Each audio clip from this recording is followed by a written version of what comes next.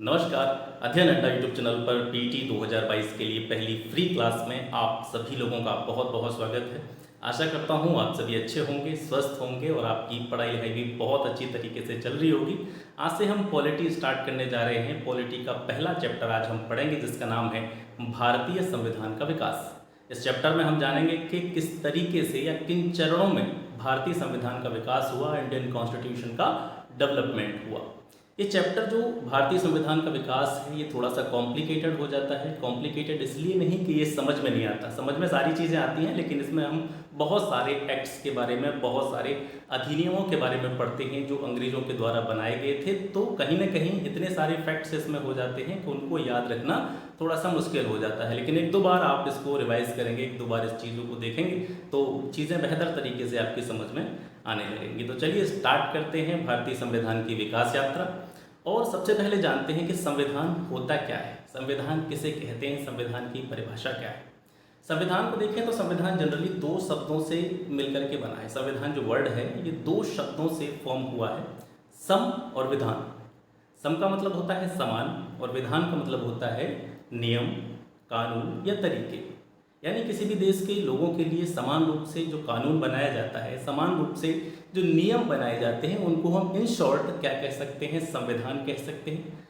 परिभाषा के रूप में अगर हम संविधान को देखें तो संविधान क्या कहता है कि नियमों, उपनियमों का एक ऐसा लिखित दस्तावेज, यानी संविधान कैसे, हमारे देश का जो संविधान है, कॉन्स्टिट्यूशन है, वो कैसा है, लिखित संविधान है। तो नियमों, उपनियमों का एक ऐसा लिखित दस्तावेज जिसके द्वारा किसी भी देश की सरकार का सुचारू रूप से क्या किया जाता है, संचालन किया जाता है। या फिर हम ऐसे कह सकते हैं कि नियमों, उपनियमों का एक ऐसा लिखित दस्तावेज जिसके द्वारा किसी भी देश की सरकार को चलाया जाता है, उसको हम क्या कहते हैं, उसको हम कहते हैं कॉन्स्टिट्यूशन या संविधान। ठीक है। किसी भी देश का जो संविधान होता है वो क्या करता है, जनरली कोई भी कंट्री रहती है या कोई भी देश रहता है, उसकी जो राजनीतिक व्यवस्था रहती है या पॉलिटिकल जो भी उसका स्ट्रक्चर रहता है, उसके बुनियादी ढांचे का निर्धारण संविधान के द्वारा किया जाता है। इसके अलावा जो भी किसी भी देश का जो संविधान होता है, उस संविधान से क्या प्रदर्शित होता है, उस देश के आदर्श, ठीक है, उस देश के जो भी आदर्श होते हैं, उस देश के जो भी मोटिव्स होते हैं, उद्देश्य होते हैं, या इसके अलावा उस देश के जो भी गुण होते हैं, मूल्य होते हैं, उनको एक तरह से संविधान के द्वारा प्रदर्शित किया जाता है। या हम कह सकते हैं कि किसी भी देश का जो संविधान होता है वो देश के आदर्श, उद्देश्य और मूल्यों का क्या होता है, दर्पण होता है। तो ये हो गई आपकी संविधान की परिभाषा। आशा करता हूँ चीज़ें आपकी समझ में आ गई होंगी कि संविधान होता क्या है। अब यहाँ से स्टार्ट होती है भारतीय संविधान की विकास यात्रा।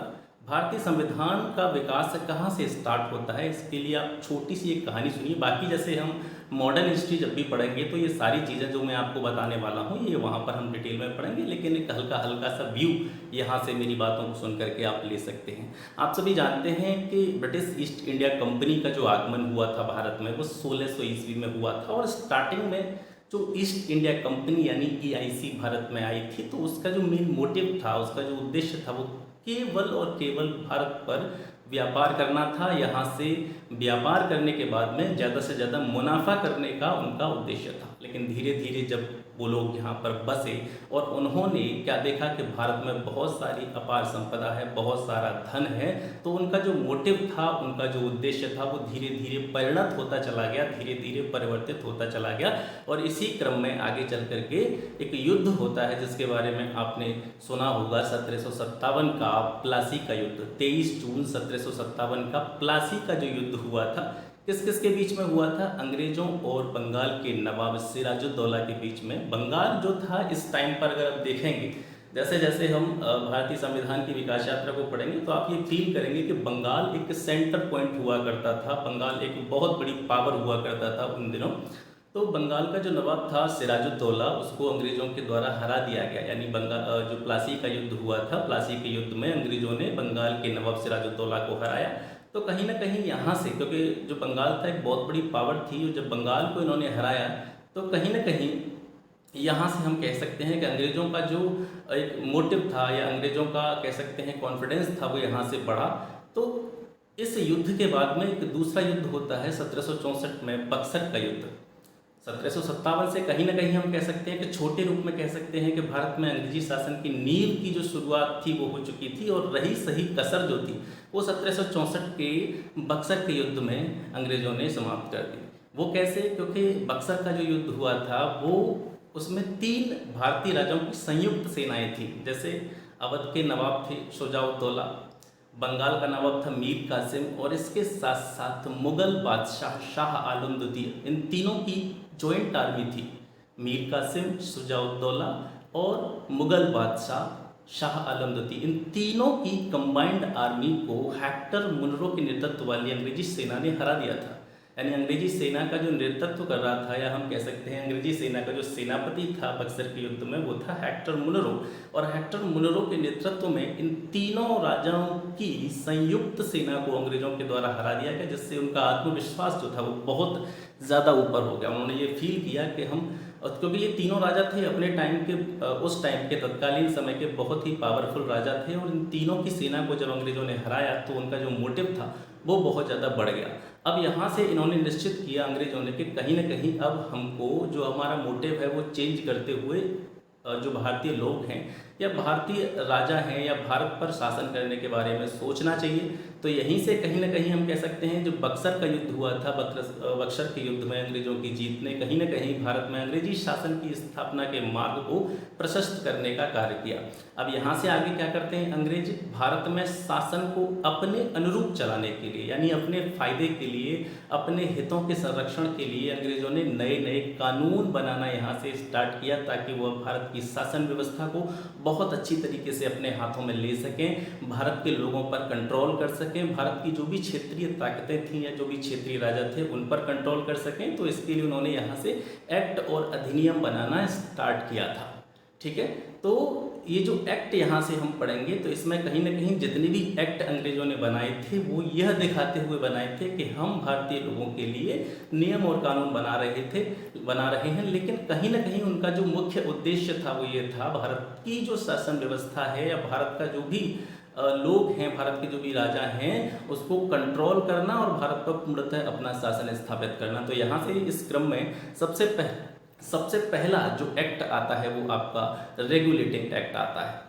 रेगुलेटिंग एक्ट को पढ़ने से पहले हम जितने भी एक्ट यहाँ पर देखने वाले हैं, मैं आपको एक चीज़ और बता देना चाहता हूँ कि जितने भी एक्ट हम पढ़ने वाले हैं इन सभी एक्ट्स को, यानी जनरली 1773 से लेकर के 1947 का भारतीय स्वतंत्रता अधिनियम जो था, भारत का स्वतंत्रता अधिनियम जो कि 1947 में आया था, 1773 से लेकर के 1947 तक का जो टाइम है या इस टाइम में जितने भी एक्ट पारित हुए उनको हम जनरली 2 भागों में बांटते हैं। 1773 से लेकर के 1858 तक के जो एक्ट हैं या 1773 से लेकर के 1858 तक का जो समय है उसको कंपनी के शासन का नाम दिया जाता है, और 1858 से लेकर के 1947 तक जो शासन व्यवस्था भारत में चली थी वो ब्रिटिश क्राउन के अधीन चली थी। ब्रिटिश क्राउन का मतलब आप यहाँ पे समझ सकते हैं ब्रिटेन का राजा। ठीक है, आगे जैसे पढ़ेंगे आप 1858 में जो ब्रिटेन की महारानी थी विक्टोरिया ने एक घोषणा पत्र जारी करके भारत का जो शासन था वो अपने हाथों में ले लिया था। तो 1858 तक, 1773 से लेकर के 1858 तक जो शासन व्यवस्था चलती है वो कंपनी का शासन कहलाता है, और 1858 से लेकर के 1947 तक जो शासन व्यवस्था है, जितने एक्ट पारित किए जाते हैं वो ब्रिटिश राजा या ब्रिटेन का जो भी शासक होता था उसके अंडर में जितने भी एक्ट हैं वो निकाले जाते हैं। ठीक है, तो इस क्रम में हम सबसे पहले स्टार्ट करते हैं रेगुलेटिंग एक्ट 1773। इस एक्ट में वैसे तो देखिए चैप्टर जो है बहुत बड़ा है, लेकिन आप पीटी एग्जाम की तैयारी कर रहे हैं तो मैं उसी के हिसाब से मैंने यहाँ पर चीज़ों को रखा है।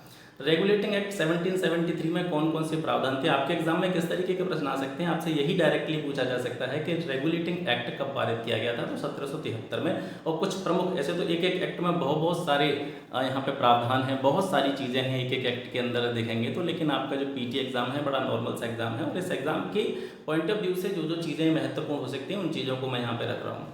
तो रेगुलेटिंग एक्ट में कौन कौन से प्रावधान थे, सबसे पहले क्या किया गया था, बम्बई और मद्रास की जो प्रेसिडेंसी हुआ करती थी उनको कलकत्ता प्रेसिडेंसी के अधीन कर दिया गया। मतलब बम्बई और मद्रास की जो सरकारें थीं या स्थानीय सरकारें थीं वो किसके अधीन रह कर के काम करेंगी, कलकत्ता के अधीन। कलकत्ता बंगाल का ही एक कह सकते हैं, बंगाल के अंतर्गत ही इसको हम मान सकते हैं। तो बंगाल प्रेसिडेंसी या कलकत्ता प्रेसिडेंसी के अधीन इनको कर दिया गया था। इसके अलावा सबसे इम्पोर्टेंट पॉइंट, और विशेष रूप से आप यहाँ पे ध्यान रखें कि जिन जिन चीज़ों को मैं यहाँ पॉइंट आउट करता चलूँ या आपसे ये कहता चलूँ कि ये चीज़ें महत्वपूर्ण हैं, तो आप ये मान करके चलिएगा मैं पीटी एग्जाम के लिहाज से ही ये सारी चीज़ें कह रहा हूँ, ठीक है। तो कलकत्ता में रेगुलेटिंग एक्ट के तहत ही सबसे पहले सुप्रीम कोर्ट की स्थापना होती है 1774 में, आप याद रखेंगे, बहुत ही इंपॉर्टेंट पॉइंट है। कलकत्ता में 1774 में सुप्रीम कोर्ट की स्थापना होती है। किस एक्ट के अधीन होती है? रेगुलेटिंग एक्ट 1773 के अधीन होती है। इस सुप्रीम कोर्ट के अंतर्गत क्या क्या रखा गया? बंगाल, बिहार और उड़ीसा की जो सरकारें थीं या स्थानीय शासन था बंगाल, बिहार और उड़ीसा का, वो इसी सुप्रीम कोर्ट के अधीन कर दिया गया। और इस सुप्रीम कोर्ट के जो सबसे पहले न्यायाधीश बने थे वो थे एलिजा इम्पे, ठीक है, याद रखेंगे, बहुत ही इंपॉर्टेंट पॉइंट है। इस पूरे एक्ट में से 2-3 पॉइंट आपको याद रखने हैं और वही 2-3 पॉइंट मैंने यहाँ पे लिखे हैं। पहला ये है कि रेगुलेटिंग एक्ट कब पारित किया गया था? 1773 में। इस एक्ट के तहत सुप्रीम कोर्ट की स्थापना हुई थी 1774 में, और इस सुप्रीम कोर्ट के जो पहले न्यायाधीश बने थे वो एलिजा इम्पे थे। रेगुलेटिंग एक्ट से पहले बंगाल का जो शासक हुआ करता था, या जैसे अंग्रेज़ों की तरफ से बंगाल पर शासन करने का जो दायित्व रहता था, वो कह सकते हैं गवर्नर होता था, या उसको राज्यपाल कहते थे, ठीक है। तो बंगाल का जो गवर्नर था उसको इस एक्ट के तहत क्या कर दिया गया? जो तीनों प्रेसिडेंसी थी, बम्बई, मद्रास और कलकत्ता प्रेसिडेंसी, इन तीनों का गवर्नर जनरल बना दिया गया। यानी पहले क्या होता था? बंगाल का गवर्नर, यानी उसको जो शासन करने वाला स्थानीय अंग्रेज़ों की तरफ से जो प्रतिनिधि होता था उसको हम गवर्नर कहते थे। बंगाल का गवर्नर था। बंगाल का गवर्नर कौन था? रॉबर्ट क्लाइव इस टाइम पे, ठीक है। यानी 1773 के रेगुलेटिंग एक्ट से पहले बंगाल का जो गवर्नर था वो कौन था? Robert Clive. और 73 के रेगुलेटिंग एक्ट के द्वारा बंगाल के गवर्नर का नाम चेंज कर करके क्या कर दिया गया? गवर्नर जनरल बना दिया गया। गवर्नर जनरल कहाँ का बना दिया गया? बंगाल का। यानी पहले बंगाल का गवर्नर होता था, अब उस बंगाल के गवर्नर को क्या कहा जाने लगा? बंगाल का गवर्नर जनरल कहा जाने लगा। और आपसे ये पूछा जा सकता है कि इस संबंध में बंगाल का पहला गवर्नर जनरल कौन था? तो वॉरेन हेस्टिंग्स था, ठीक है, याद रखेंगे। बंगाल का पहला गवर्नर जनरल कौन था? वॉरेन हेस्टिंग्स था। अगर आपसे पूछा जाए बंगाल का पहला गवर्नर कौन था, तो रॉबर्ट क्लाइव था, ठीक है। आगे बढ़ते हैं दूसरे अपने एक्ट की तरफ। दूसरा अपना एक्ट है बंदोबस्त कानून। बंदोबस्त का मतलब अंग्रेजी में होता है सेटलमेंट, इसीलिए इस एक्ट को एक्ट ऑफ सेटलमेंट भी कहा जाता है। 1781 में ये आया था। कभी कभी क्या होता है कि जो एक्ट के नाम दे रखे हैं, तो जनरली आपको ये भी याद रखना है कि हिंदी में इस एक्ट का नाम क्या है और अंग्रेजी में इस एक्ट का नाम क्या है, क्योंकि कभी कभी पेपर में ऐसा होता है कि हिंदी का नाम न देके अंग्रेजी का नाम दे दिया जाता है और कभी कभी अंग्रेजी की जगह हिंदी का नाम दे दिया जाता है, ठीक है। तो बंदोबस्त कानून, इसी को एक्ट ऑफ सेटलमेंट कहा जाता है। 1781 में ये आया था। जैसा कि इसके नाम से आप समझ सकते हैं, बंदोबस्त करना या सेटलमेंट करना या सुधार करना, तो जनरली इस एक्ट का जो मेन मोटिव था या जिस उद्देश्य के तहत ये एक्ट लाया गया था, इसका प्रमुख उद्देश्य था 1773 के जो रेगुलेटिंग एक्ट जिसके बारे में अभी हम पढ़ रहे थे उसकी कमियों को दूर करना। यानी ब्रिटिश सरकार ने यह महसूस किया कि 1773 के रेगुलेटिंग एक्ट जो हमने बनाया है उसमें कहीं ना कहीं कुछ प्रावधान ऐसे हैं जो सही नहीं हैं या उसमें कुछ कमियां रह गई हैं, और उन्हीं कमियों को दूर करने के उद्देश्य से 1781 में एक्ट ऑफ सेटलमेंट लाया गया था। इस एक्ट के द्वारा जो प्रमुख प्रावधान था वो क्या था कि जो कलकत्ता की सरकार थी, कलकत्ता की सरकार को बंगाल, बिहार और उड़ीसा के लिए कानून बनाने की पावर जो थी वो दे दी गई थी, ठीक है। इसके बाद में हम पढ़ते हैं पिट्स इंडिया एक्ट। 1784 में ये आया था। इसका नाम पिट्स इंडिया एक्ट क्यों है? क्योंकि जब ये पारित किया गया, ये सारे जो एक्ट पारित किए जाते थे ये ब्रिटेन की संसद में पारित किए जाते थे, आप याद रखेंगे। जो ब्रिटेन की संसद हुआ करती थी, इंग्लैंड में जो संसद हुआ करती थी, उस संसद में ही ये सारे एक्ट पारित किए जाते थे। और उस टाइम पर, यानी जब पिट्स इंडिया एक्ट आया था 1784 में, उस टाइम पर जो ब्रिटेन था या इंग्लैंड था वर्तमान में, उस ब्रिटेन के तत्कालीन पीएम यानी प्रधानमंत्री कौन थे? विलियम पिट, ठीक है। 1784 में ब्रिटेन के जो प्रधानमंत्री हुआ करते थे वो विलियम पिट थे, और विलियम पिट के समय में ही ये एक्ट आया था, तो इसका नाम दे दिया गया पिट्स इंडिया एक्ट 1784। क्या क्या प्रमुख प्रावधान थे इस एक्ट में वो देख लेते हैं। इसके द्वारा क्या किया गया? कंपनी के जो भी व्यापारिक मामले थे, यानी जो ईस्ट इंडिया कंपनी थी उसके जो भी व्यापारिक अधिकार थे उनको अधीन कर दिया गया। किसके? कोर्ट ऑफ डायरेक्टर्स के, और राजनीतिक मामलों को किसके अधीन कर दिया गया, बोर्ड ऑफ कंट्रोल के। यहाँ पर समझने की बात है कि पहले जो कंपनी थी, सबसे पहले जो कंपनी आई थी ईस्ट इंडिया कंपनी, उसका उद्देश्य व्यापार करना था। धीरे धीरे इन्होंने भारत की शासन व्यवस्था को अपने हाथ में लेना स्टार्ट किया।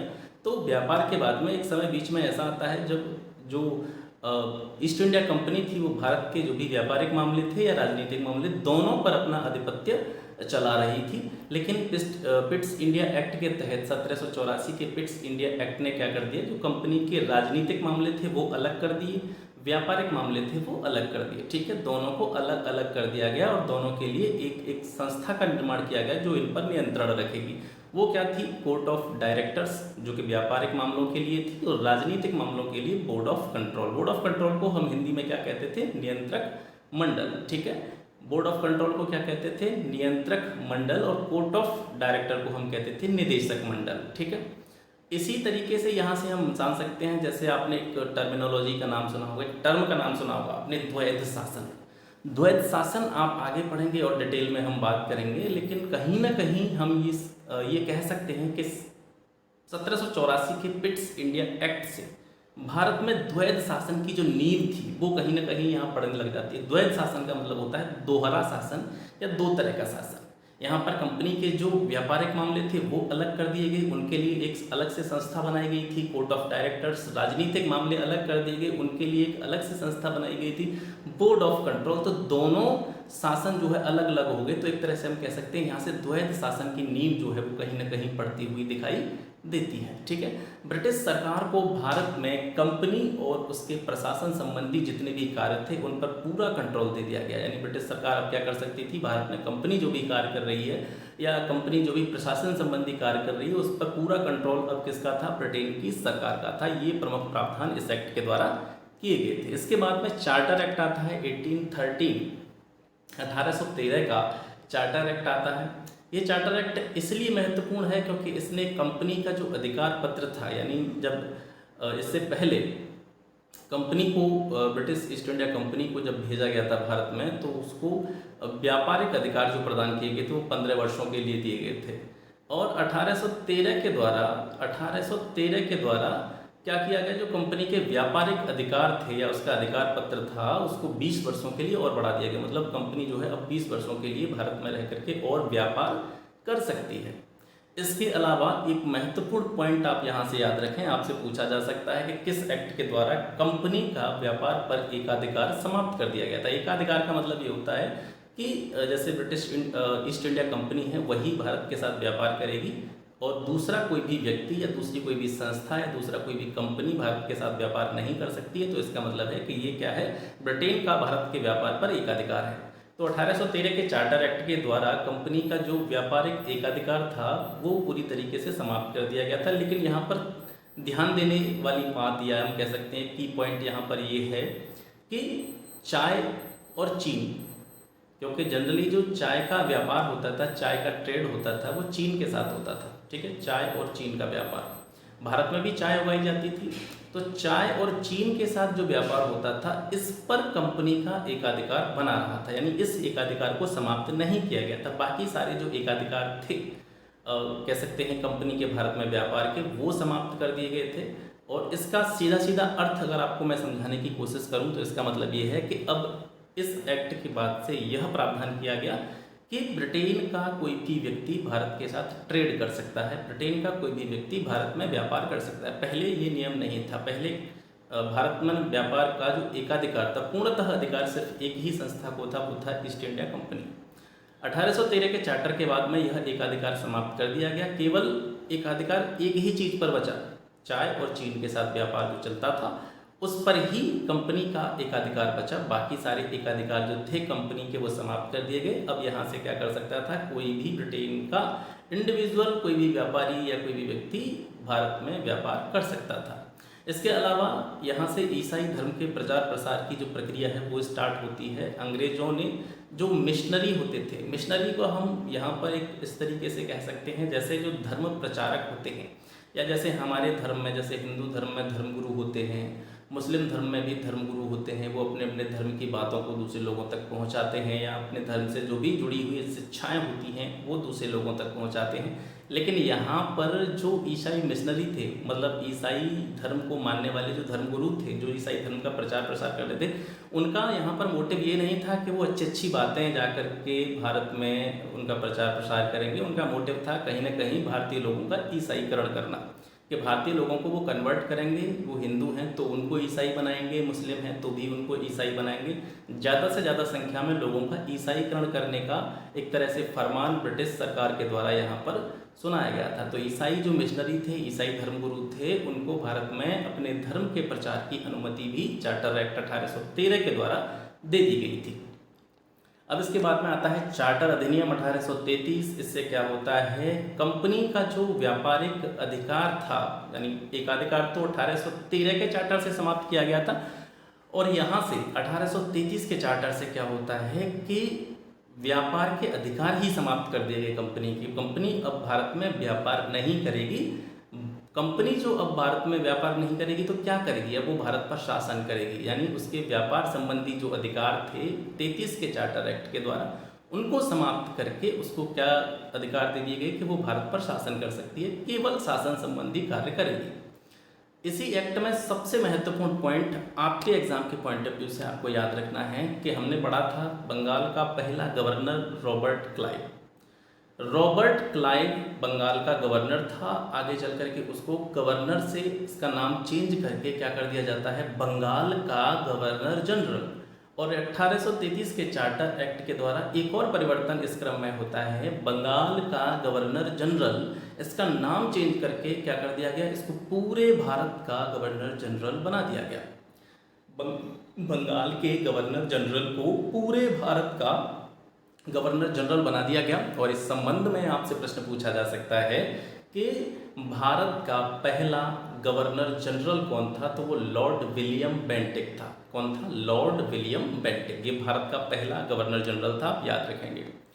इसी एक्ट के तहत 1833 के चार्टर एक्ट के तहत पहली बार प्रथम विधि आयोग की स्थापना होती है, विधि आयोग का गठन होता है। ठीक है, प्रथम विधि आयोग का गठन होता है। और प्रथम विधि आयोग के गठन से संबंधित प्रश्न आपसे कौन सा पूछा जा सकता है कि भारत में प्रथम विधि आयोग के अध्यक्ष कौन थे, तो लॉर्ड मैकाले इसका अध्यक्ष था। पहला विधि आयोग जो इस एक्ट के द्वारा गठित किया गया था, स्थापना इसकी की गई थी 1834 में। ठीक है, आप ये भी याद रखें साथ साथ में कि कौन सा प्रावधान किस एक्ट के तहत आता है, यानी जो प्रथम विधि आयोग का गठन किया गया था वो 1833 के चार्टर एक्ट के द्वारा किया गया था। 1834 में इस एक्ट के द्वारा प्रथम विधि आयोग का गठन हुआ और इसके अध्यक्ष लॉर्ड मैकाले था। इसी एक्ट के द्वारा भारत में दास प्रथा मतलब कह सकते हैं बहुत ज़्यादा मात्रा में दास प्रथा का यहाँ बोलबाला था, दास प्रथा का प्रचलन था। और इसी एक्ट के द्वारा भारत में दास प्रथा को गैर कानूनी घोषित कर दिया गया था। इसके बाद में चार्टर एक्ट 1853 के बारे में बात करते हैं। इस एक्ट ने क्या किया कि पूरे भारत के लिए एक प्रथम विधान परिषद की स्थापना की, संस्तुति की। विधान परिषद यानी अलग से विधान परिषद होगी और इसी विधान परिषद ने आगे जाकर के लघु संसद का रूप लिया, यानी ये विधान परिषद थी जो कि 1853 के चार्टर एक्ट के द्वारा भारत में अस्तित्व में आई थी, इसी ने आगे चल करके लघु संसद का रूप लिया था। निदेशक मंडल जो होता था, निदेशक मंडल के जो सदस्यों की संख्या पहले 24 हुआ करती थी, चार्टर एक्ट 1853 के अधिनियम के द्वारा क्या हुआ कि जो निदेशक मंडल के सदस्यों की संख्या 24 थी उसको घटा करके 18 कर दिया गया था। इसके बाद में भारत शासन अधिनियम 1858। अब यहाँ तक आपने पढ़े हैं, यहाँ तक जो शासन चलता है वो कंपनी का शासन चलता है। और भारत शासन अधिनियम 1858 से जो शासन स्टार्ट होता है भारत में वो किसका होता है, ब्रिटिश क्राउन का या ब्रिटेन के जो भी शासक होता था या ब्रिटेन का जो भी राजा या रानी होता था उसका शासन यहाँ से स्टार्ट हो जाता है। इस टाइम पर जब भारत शासन अधिनियम 1858 आया था तो ब्रिटेन की महारानी विक्टोरिया थी।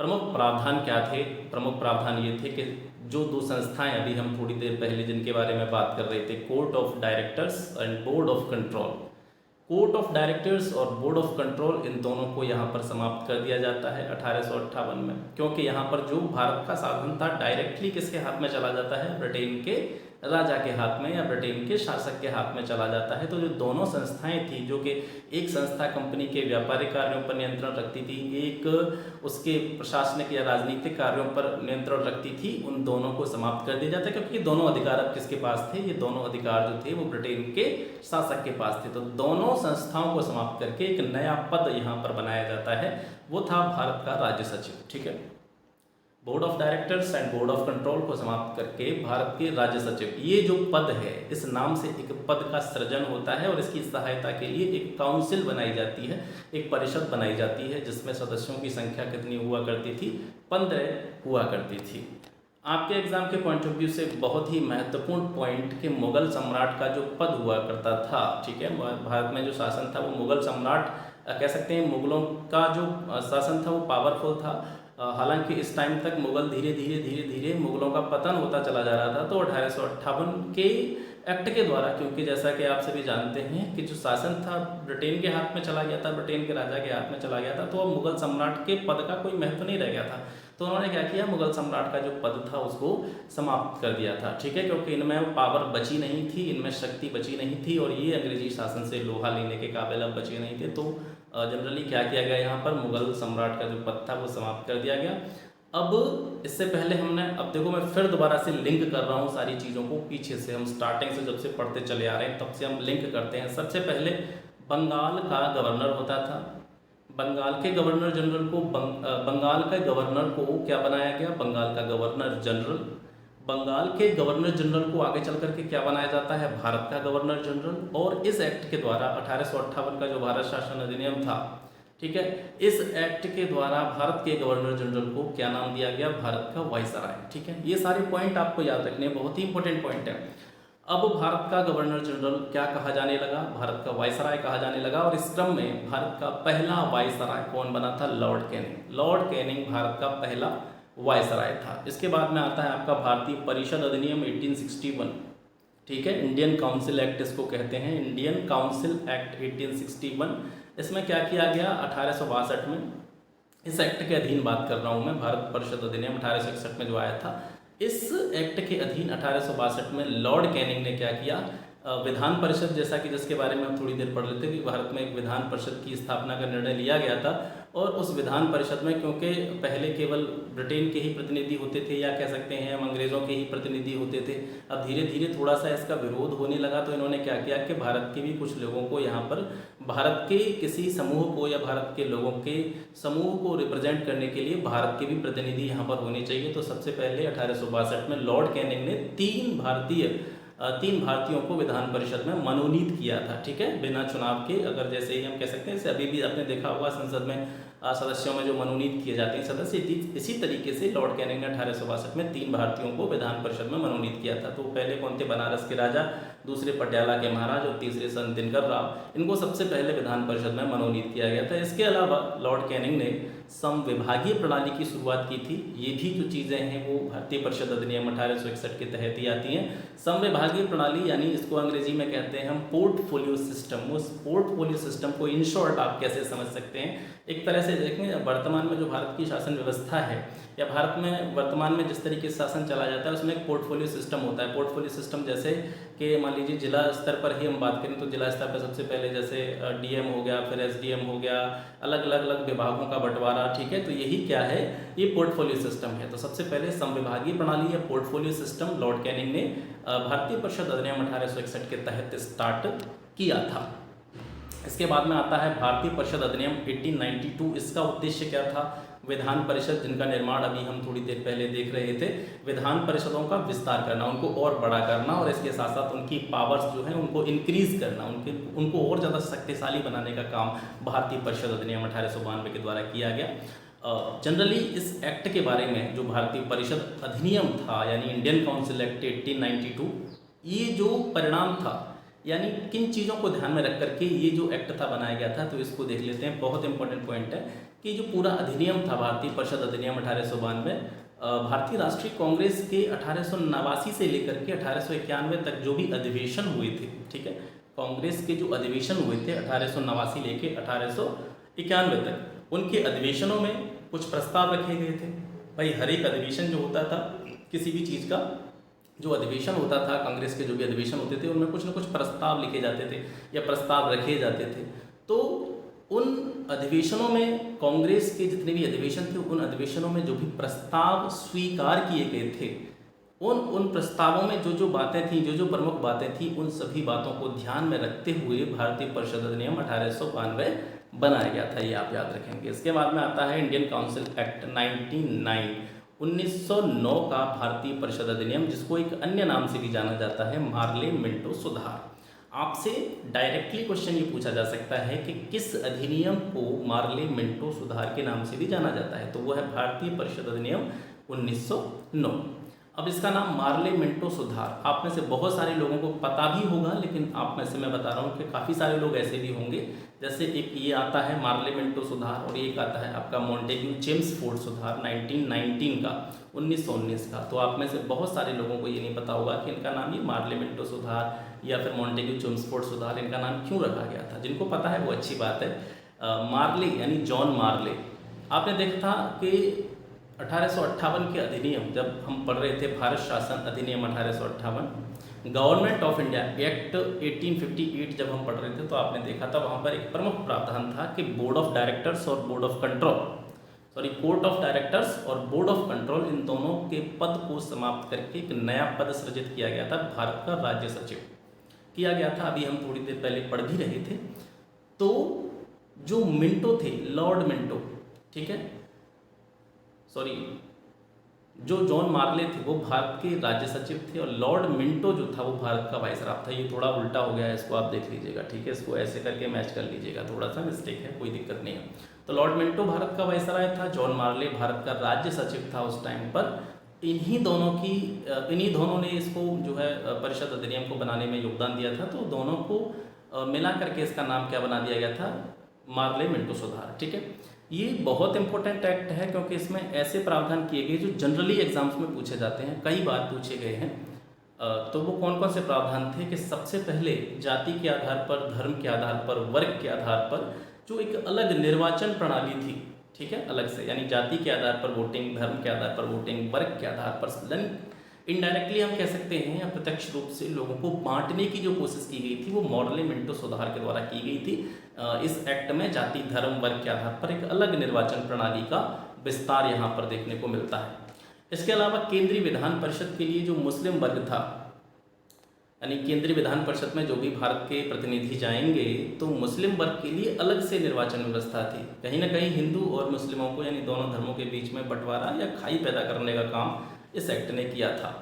एक सामान्य सा प्रश्न पूछा जाता है कि सांप्रदायिक निर्वाचन का जनक किसको कहा जाता है। सांप्रदायिक निर्वाचन मतलब संप्रदाय के आधार पर, धर्म के आधार पर निर्वाचन करना, यानी चुनाव। धर्म के आधार पर चुनाव का जनक या निर्वाचन का जनक लॉर्ड मिंटो को कहा जाता है।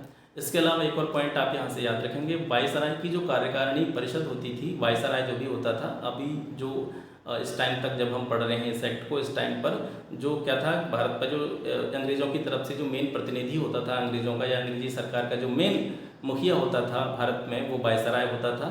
और वायसराय की हेल्प के लिए उसकी कार्यकारिणी परिषद होती थी, जो वायसराय को क्या देती थी, एडवाइस देती थी, या जो भी उसको फैसले लेने होते थे उन पर वो उनके साथ क्या करता था, विचार विमर्श करता था। तो वायसराय की जो कार्यकारिणी परिषद थी, उसमें नियुक्त पहला भारतीय कौन था, या उसको हम कह सकते हैं विधि सदस्य भी कह सकते हैं, क्योंकि जनरली जो कार्यकारिणी परिषद थी वो कोई ना कोई नियम जब बनाया जाता था, तो वायसराय उनके साथ में क्या करता था, डिस्कशन करता था। तो वो विधि सदस्य जो था पहला, वो कौन था, वो सत्येंद्र प्रसाद सिन्हा थे, ठीक है, ये आप याद रखेंगे।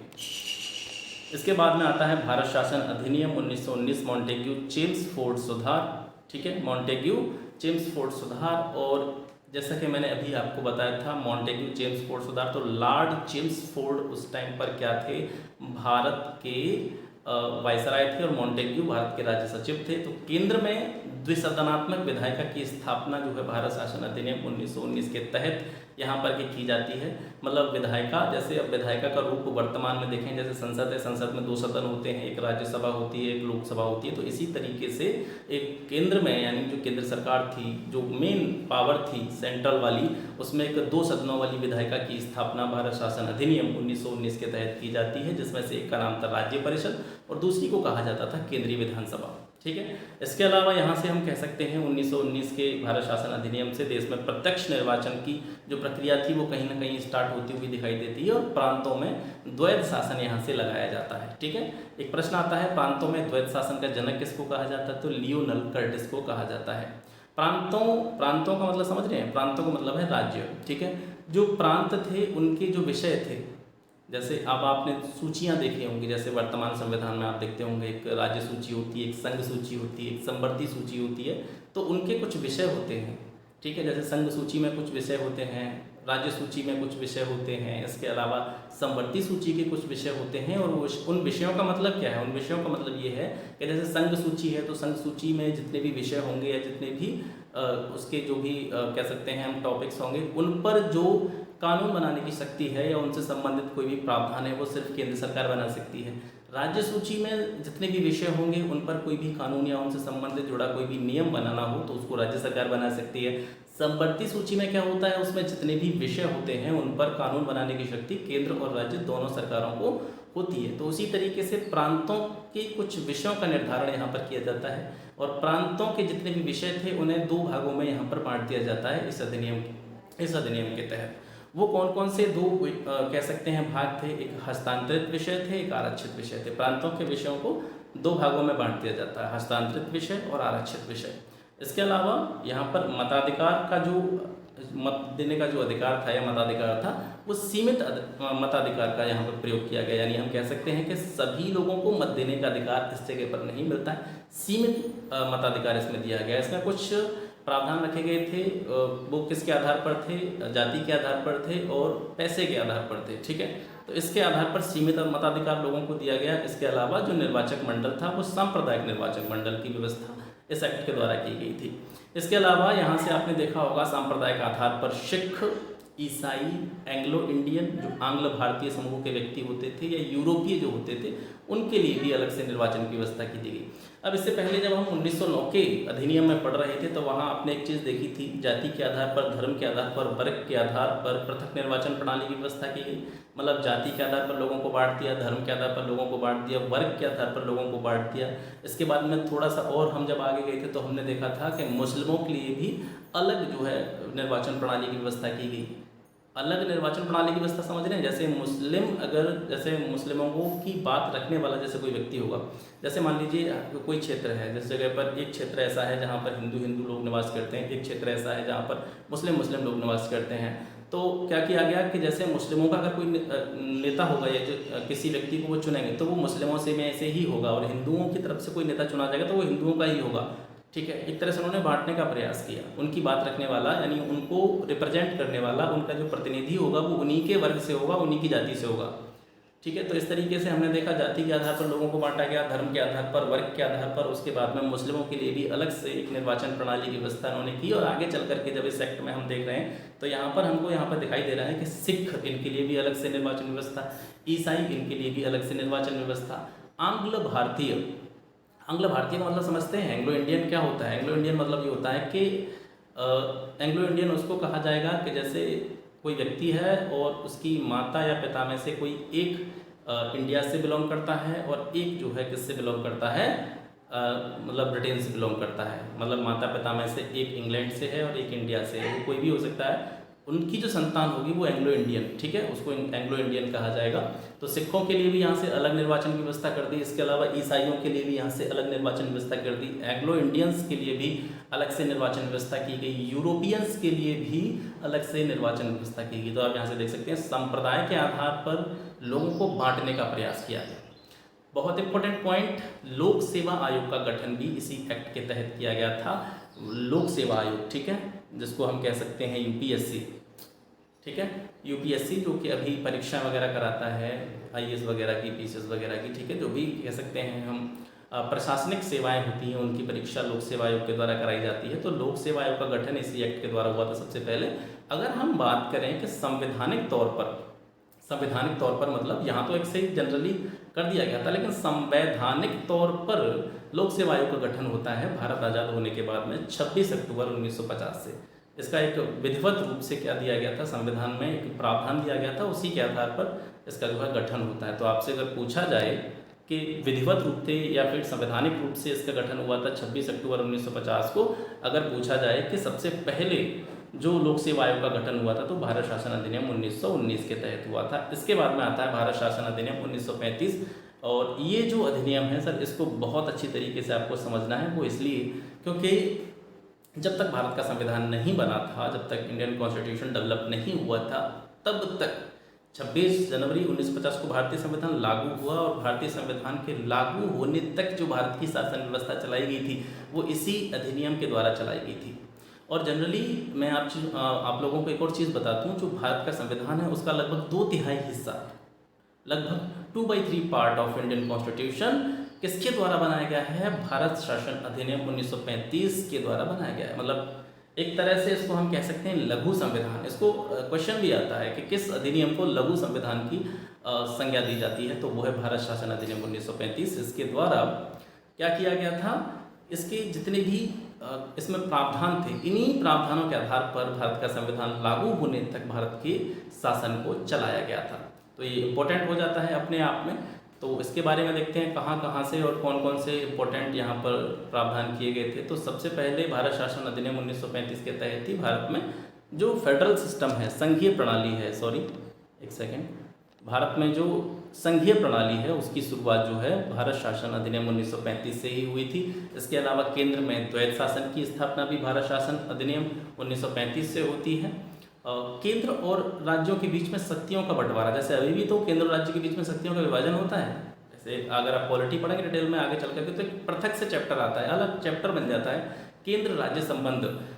उसमें क्या बताया जाता है? केंद्र और राज्यों के बीच में शक्तियों का विभाजन किस तरीके से होता है। तो केंद्र और राज्यों के बीच में शक्तियों का विभाजन भारत शासन अधिनियम 1935 के द्वारा ही सबसे पहले किया गया था। और 3 सूचियों के अंतर्गत ये विभाजन किया गया था। केंद्र सूची यानी संघ सूची, प्रांतीय सूची जिसे राज्य सूची भी कहते हैं, और समवर्ती सूची जिसके बारे में अभी मैं आपको बता भी रहा था। तो 3 सूचियों के अंतर्गत जो अलग अलग विषय थे, उन विषयों के आधार पर केंद्र और राज्यों के बीच में जो पावर्स थी उनका डिस्ट्रीब्यूशन किया गया था। केंद्र और राज्यों के बीच में शक्तियों का विभाजन किया गया था। प्रांतों में जो द्वैत शासन चला करता था जिसके जनक लियोनल कर्टिस थे, भारत शासन अधिनियम 1935 के द्वारा प्रांतों में द्वैत शासन की जो प्रक्रिया थी उसको समाप्त कर दिया गया था। संघीय न्यायालय की स्थापना होती है 1937 में भारत शासन अधिनियम 1935 के द्वारा। एक फेडरल कोर्ट की स्थापना करी जाती है। इसके अलावा रिजर्व बैंक ऑफ इंडिया, ठीक है, जो भारत की मौद्रिक नीति का विनियमन करती है वर्तमान में, जो भारत की कह सकते हैं रिजर्व बैंक है, इस रिजर्व बैंक की स्थापना भी भारत शासन अधिनियम 1935 के तहत की गई थी और 1935 में ही इसकी स्थापना हुई थी।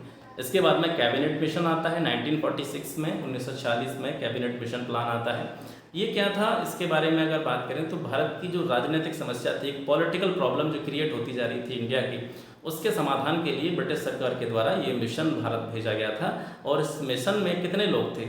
इसमें जो लोग थे वो सभी लोग ब्रिटेन का जो भी मंत्रिमंडल था उसके सदस्य थे। जो सबसे पहले सदस्य थे वो पैथिक लॉरेंस, तीनों के नाम आपको याद रखने हैं, इंपॉर्टेंट हैं। पैथिक लॉरेंस, दूसरे थे स्टैफोर्ड क्रिप्स और तीसरे थे वी अलेक्जेंडर। पैथिक लॉरेंस जो थे वो इस पूरे कैबिनेट मिशन के अध्यक्ष थे। स्टैफोर्ड क्रिप्स, हालांकि ये तीनों कौन थे? ये ब्रिटेन के मंत्रिमंडल के ही सदस्य थे। पैथिक लॉरेंस क्या थे? अध्यक्ष थे इस पूरे मिशन के। स्टैफोर्ड क्रिप्स व्यापार मंत्री थे और एवी अलेक्जेंडर कौन थे? नौसेना मंत्री थे ब्रिटेन के।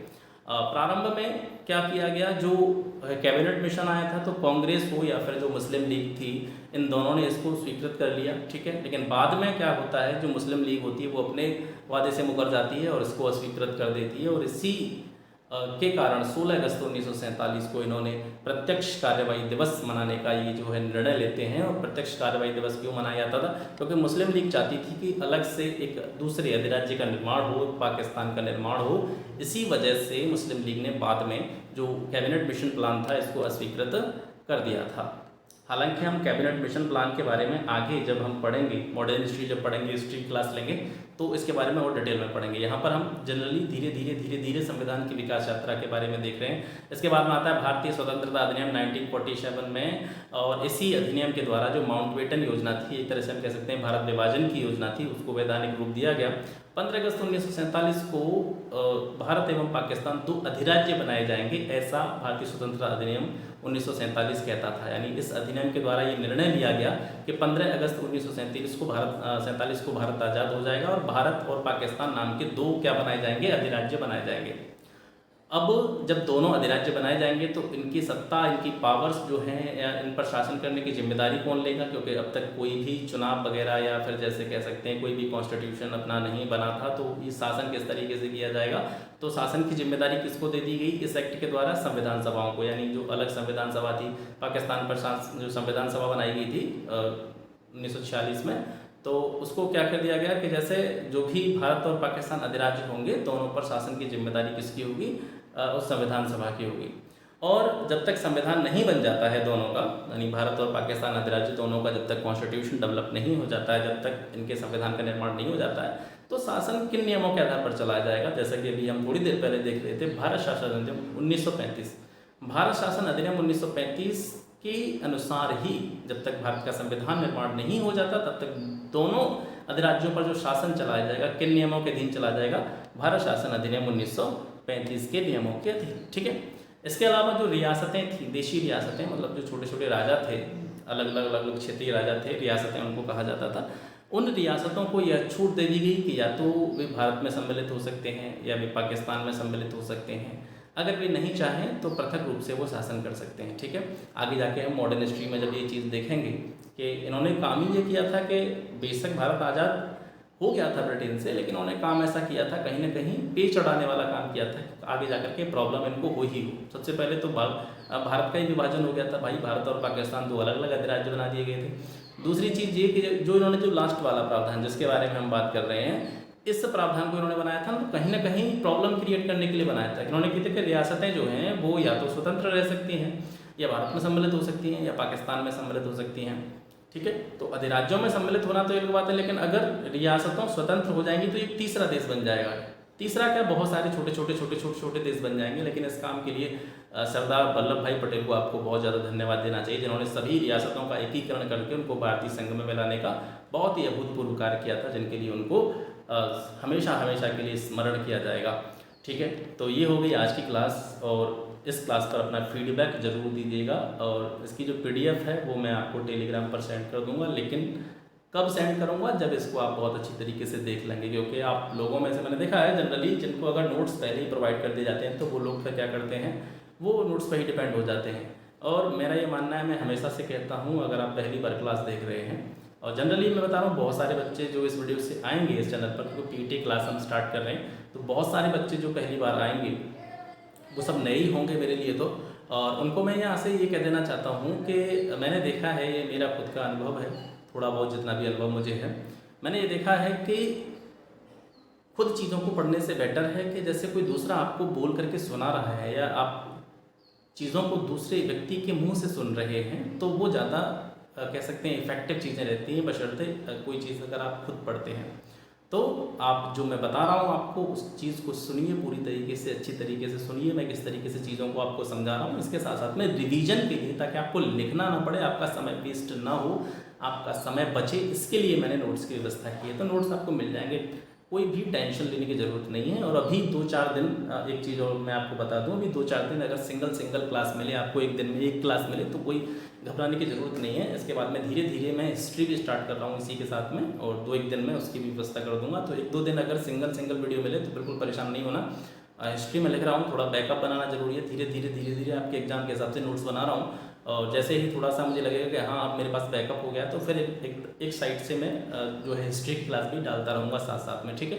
तो कैसी लगी क्लास आज की, इसका फीडबैक जरूर देना है आपको। फीडबैक बहुत ज़्यादा इंपॉर्टेंट होता है। आपका जो फीडबैक होता है, आपका जो रिस्पांस होता है कि आपको क्लास कैसा लगा, आपको स्टडी मटेरियल कैसा लगा, आपको पढ़ाने का वे कैसा लगा, आपको चीज़ों को किस तरीके से समझाया गया, आपको समझाने का तरीका कैसा लगा, और कंटेंट तो मेरे हिसाब से आपके एग्जाम्स के लिए बेस्ट है ही, तो उसकी तो कोई बात ही नहीं है। दूसरी चीज़, यही चीज़ मैं आपसे कहना चाहूँगा कि आप सब्सक्राइब करें मत करें, लाइक करें मत करें, क्योंकि मैं कभी नहीं कहता शेयर करें मत करें, मैं कभी नहीं कहता। आपको पसंद आएगा तो ये सारी चीज़ें अपने आप हो जाएंगी। मेरे चैनल पर जितने भी सब्सक्राइबर हैं, आज तक मैंने नहीं कहा, सब अपने आप कंटेंट दिख करके आए हैं।